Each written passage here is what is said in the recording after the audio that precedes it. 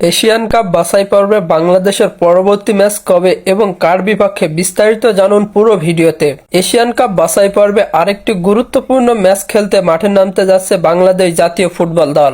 গত 10ই জুন সন্ধ্যা 7টায় সিঙ্গাপুরের বিপক্ষে খেলার পর এবার হংকংয়ের মুখোমুখি হবে লাল সবুজের প্রতিনিধিরা। সিঙ্গাপুরের বিপক্ষে ম্যাচে 2-1 গোলে হারতে হয় বাংলাদেশকে। তবে ম্যাচে বাংলাদেশের হয়ে একমাত্র গোলটি করেন রাকিব হোসাইন। আক্রমণ ভাগে বেশ কয়েকবার সুযোগ তৈরি করলেও তা কাজে লাগাতে পারেনি দলটি। বাছাই পর্বের পরবর্তী ম্যাচ আবারও নিজেদের ঘরের মাঠেই নামছে বাংলাদেশ তাদের প্রতিপক্ষ হংকং। ম্যাচটি অনুষ্ঠিত হবে আগামী 9ই অক্টোবর বাংলাদেশ সময় সন্ধ্যা 7টায়। নিজ মাঠ এবং দর্শকদের সমর্থন থাকায় এই ম্যাচে ভালো কিছু আশা করছে কোচ হাবিয়ার কাবরেরা।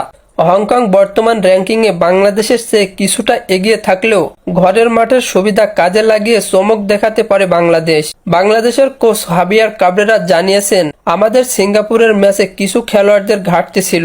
এবার হংকংয়ের বিপক্ষে নতুন পরিকল্পনায় নামবো। ঘরের মাঠে আমরা নিজেদের সেরাটা খেলা উপহার দিতে চাই।